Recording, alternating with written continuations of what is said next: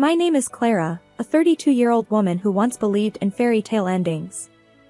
3 years ago, my life took an unexpected turn when I met Mark, the man who would become my husband. This is our story, a journey of love, trust, and eventual betrayal, set against the backdrop of a seemingly perfect marriage. It was an ordinary Tuesday morning when fate led me to the corner cafe. With a John Grisham novel in hand, I was lost in the world of legal thrillers. That's when Mark entered, his presence immediately noticeable. He had an air of confidence, yet there was a warmth in his smile that felt inviting. "Hey, is that Grisham's latest?" he asked, nodding towards my book. His voice was friendly, tinged with genuine curiosity. "Yeah, just started it." "He's always a good read," I responded, pleasantly surprised by the ease of our conversation. We delved into a discussion about our favorite authors, our conversation flowing effortlessly. Mark had a way of making me laugh, his humor both witty and endearing. As hours passed, it felt like we were old friends catching up, rather than two strangers who had just met. In the weeks that followed, Mark and I grew closer. Our shared interests in music, particularly old jazz, and a mutual love for exploring hidden bookstores around the city, cemented our bond. He was charming, respectful, and attentive. I found myself eagerly anticipating our dates, each encounter leaving me more enchanted. One evening, as we walked along the river, Mark's tone turned serious.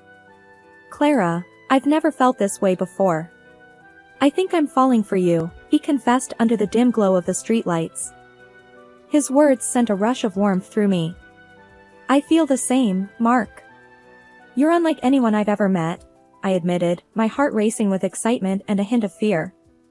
6 months flew by, and our relationship only grew stronger. It was during a cozy dinner at my apartment when Mark proposed. The moment was simple, yet profoundly sincere. There was no hesitation in my yes. I loved him, and I believed in our future together. The joy of our engagement, however, was soon met with apprehension as the time came to meet Mark's parents. His mother, Linda, was a stern woman with piercing eyes that seemed to judge my every move. His father was more amiable, but there was an undeniable seriousness to him, especially regarding the institution of marriage. During a formal dinner at their house, Mark's father brought up the subject of a prenuptial agreement. "It's just practical," he stated matter-of-factly. The request caught me off guard, but given my past experience with a cheating ex-boyfriend, I understood the necessity. "I agree, but I have a condition," I said, steadying my voice. "If either of us cheats, the cheater owes the other $100,000. Mark's expression was a mix of surprise and respect. "I promise, Clara, I'd never cheat on you," he said earnestly. I wanted to believe him, to trust that this time my heart was safe. Our wedding was a beautiful affair, filled with laughter, dancing, and promises of forever. The first year of our marriage felt like living in a dream. We traveled to romantic destinations, enjoyed quiet evenings at home, and supported each other's ambitions.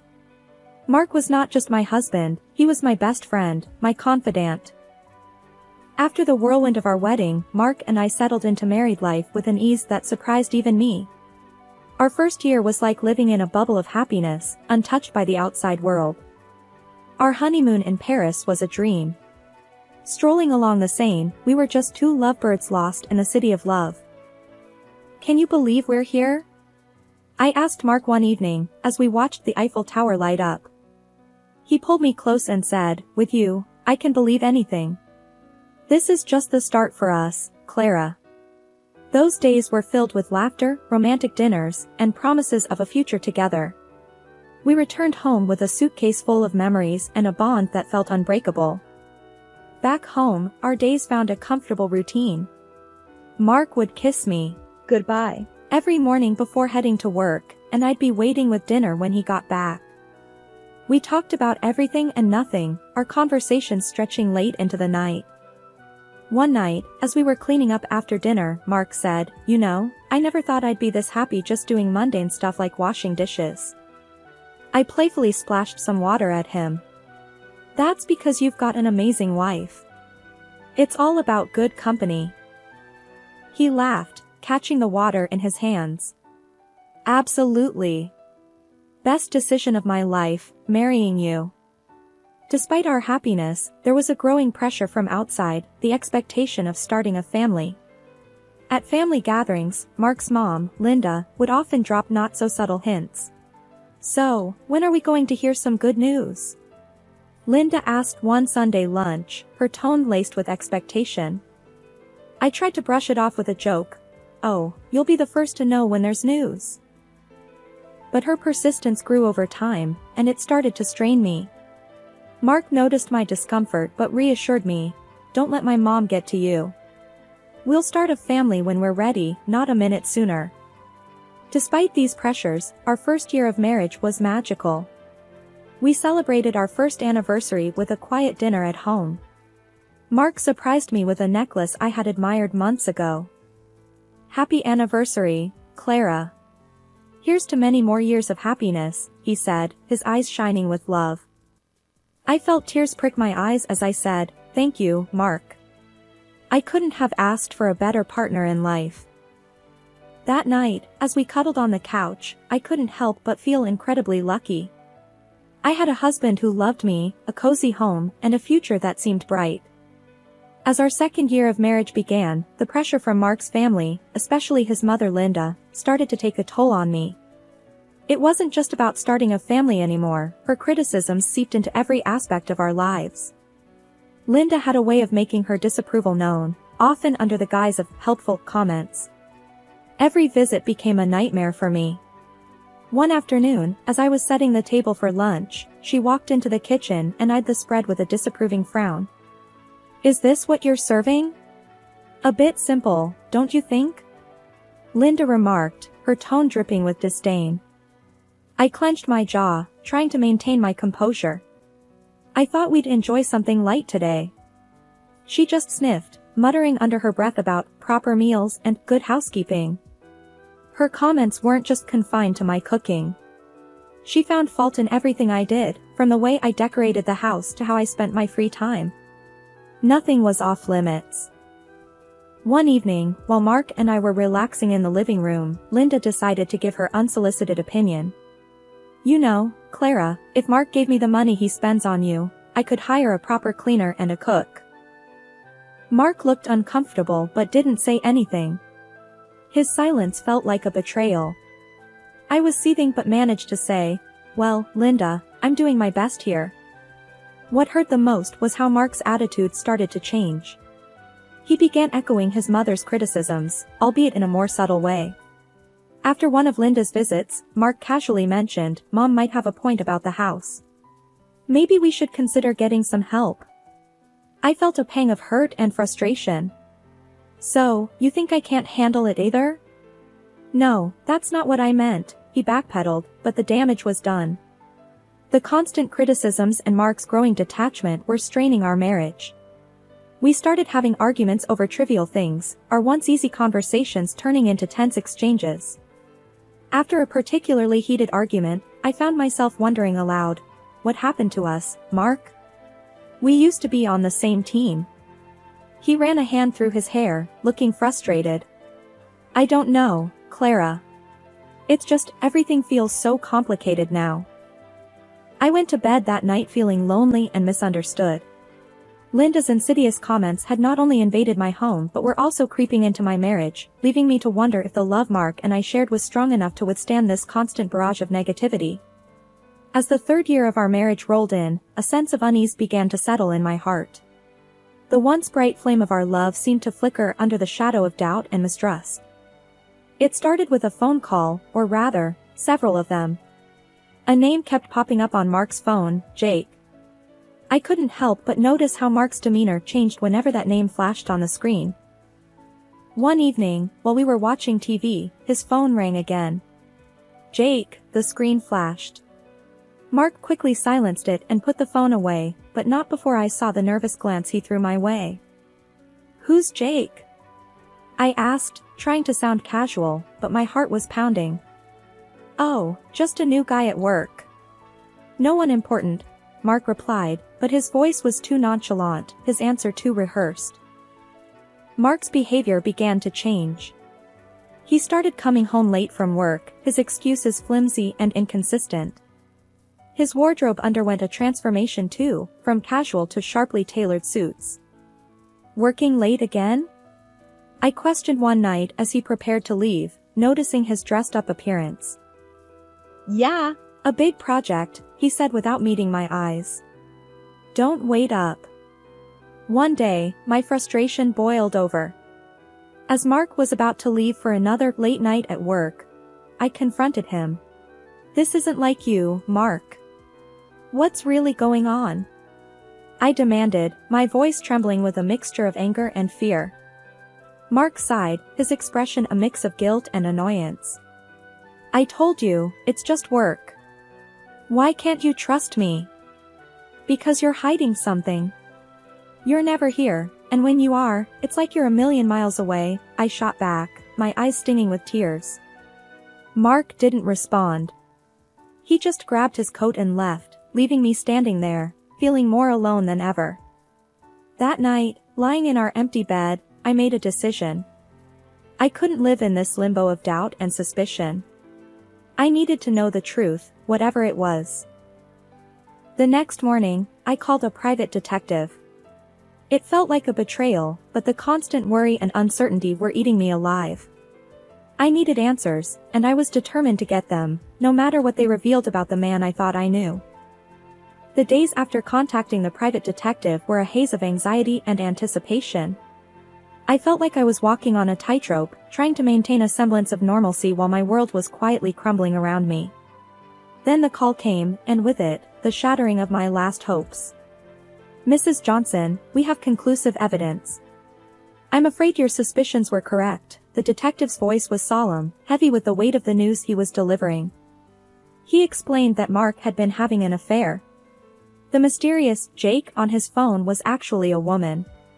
My heart sank as he detailed their meetings, providing timestamps and photos. It was irrefutable. I sat there, phone in hand, feeling a mix of devastation and vindication. My worst fears weren't just fears anymore, they were cold, hard facts. Despite the pain, I decided not to confront Mark immediately. I needed more than just the evidence of his infidelity, I needed to understand the full extent of his deceit. One evening, as I was passing by his home office, I overheard a conversation that chilled me to the bone. Mark was talking to his mother, Linda. "Mom, I'm planning to end it with Clara after your birthday." Mark's voice was cold, devoid of any affection he once had for me. "Oh, that's wise, dear. Make sure she gets me a nice 65th birthday present before you drop the bomb," Linda replied, her voice laced with a callousness that took my breath away. I leaned against the wall, feeling nauseous. Not only was my husband unfaithful, but he and his mother were plotting against me, waiting to use me for one last expensive gift before discarding me. Fueled by a mixture of anger and resolve, I decided to play along. I continued as if nothing was wrong while secretly gathering more evidence of Mark's infidelity. The detective provided me with everything, photos, videos, and even audio recordings. I was building my case, preparing for the moment I would strike back. As I lay in bed each night, next to the man who had betrayed me, a plan began to form in my mind. I would wait until after Linda's birthday. I would give them the illusion of victory, let them think they had outsmarted me. But when they least expected it, I would reveal everything and turn the tables. As Linda's 65th birthday approached, I put on a mask of ignorance, acting as though everything was normal. Inside, I was a cauldron of emotions, anger, betrayal, and a fierce determination to see my plan through. A few days before the birthday, Linda casually mentioned her upcoming celebration during a family dinner. "So, Clara, I'm expecting a grand 65th birthday. You must have planned something special for me," she said with a sly smile, clearly anticipating a lavish gift. Keeping my emotions in check, I replied with feigned enthusiasm, "Of course, Linda. I've arranged a dinner at the city's most luxurious restaurant. It'll be a night to remember." Her eyes lit up with glee, not realizing the trap I was setting. "Oh, how wonderful. I can't wait. Just a small family gathering, right?" "Yes, very intimate and exclusive, just for close family," I confirmed, my words laced with hidden irony. Later that night, Mark approached me, a hint of suspicion in his voice. That's quite a generous plan for Mom's birthday. Are you sure about this? I looked at him, maintaining my composure. Absolutely. It's a significant birthday, and I want to do something special for her. Mark seemed appeased, but I could tell he was puzzled by my willingness to indulge his mother. As the day of the dinner drew near, I took care of the final arrangements. I confirmed the booking in Linda's name, rechecked the guest list, and made sure everything was set for the grand evening. I was playing the dutiful wife and daughter-in-law, but underneath the facade, I was ready to expose the betrayal and deceit that had been festering in our marriage.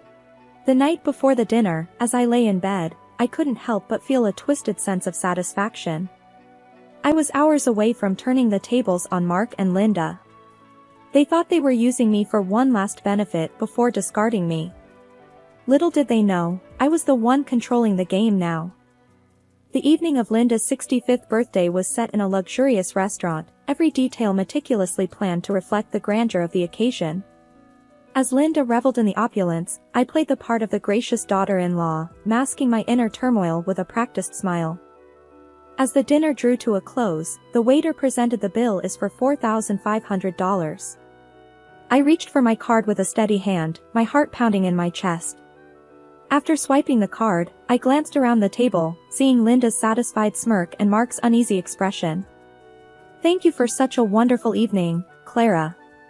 This is truly generous, Linda cooed, her voice dripping with insincerity. It was then that Mark leaned in, his voice laced with mockery. By the way, Clara, I want a divorce. The words hit me like a physical blow, but I refused to let them see my pain. Linda, seizing the moment, chimed in sharply, well, then, I guess you should leave. This is a family gathering, after all. Without a word, I stood up and left the restaurant, my dignity intact despite the turmoil inside. As I walked away, I pulled out my phone and swiftly canceled the payment. Then, with a few more taps, I blocked the shared account, ensuring Mark couldn't cover the cost either. Back at home, I packed my belongings quickly, the finality of my actions setting in. I was leaving this chapter of my life behind, stepping into an uncertain but hopeful future. Soon, my phone erupted with calls. I answered, and Linda's voice, shrill with rage and panic, filled my ears. The payment didn't go through. The restaurant staff called the police. What have you done? Her words were a cacophony of anger and disbelief, but I remained silent, letting her tirade wash over me. This was their doing, their betrayal and manipulation coming back to haunt them. After hanging up, I looked around the empty house, a place once filled with dreams and love now just a hollow shell. I took a deep breath, stepped out the door, and didn't look back. Their calls continued, a desperate plea for help that I no longer felt obliged to answer.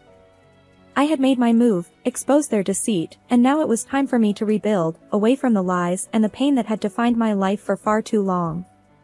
After leaving my marital home, I spent a restless night at a friend's place, my mind racing with what needed to be done next. The morning sun brought with it a sense of clarity and determination. It was time for the final confrontation. I arrived at the house to find Mark and Linda waiting, their faces a mix of anger and confusion. Clutching the divorce papers and the evidence of Mark's infidelity, I steeled myself for the battle ahead. Linda was the first to break the silence, her voice dripping with scorn. So, you've come crawling back? After embarrassing us like that? I met her gaze, unflinching. I'm not here to crawl. I'm here for a divorce. Mark, who announced our divorce a day ago, suddenly tried to win everything back. Clara, can't we talk about this? It was a mistake. I cut him off, holding up the evidence. Save it, Mark. Your mistake was ongoing and well documented. Linda scoffed, trying to regain control. You think you can just walk away and leave us with nothing? You're nothing without us. I laid the divorce papers on the table. Actually, it's you who will be leaving me with something. According to our prenup, Mark owes me $100,000 for his infidelity. Mark's face went pale, and Linda's eyes widened in shock. As they scrambled to respond, I felt a weight lifting off my shoulders. This was it, the end of the lies, the deceit, and the pain. You can try to fight this, but the evidence is clear. I suggest you pay up and move on, I said, my voice steady. Mark looked defeated, and Linda was speechless, her usual bravado gone. With no further words, I turned and walked out of the house, the door closing behind me with a finality that felt like freedom. The calls and pleas that followed fell on deaf ears. I had closed that chapter of my life for good. In the end, they paid. Mark had to borrow from his parents, but I didn't care where the money came from. It was a small compensation for the betrayal, but more importantly, it was closure. As I sat in the lawyer's office, signing the last of the papers, I felt a sense of peace. The journey had been painful, full of betrayal and heartache, but I had come out stronger, more resilient. I walked out into the sunlight, a free woman, ready to start anew. The future was uncertain, but it was mine to shape. After all the darkness, I finally felt like I was stepping into the light.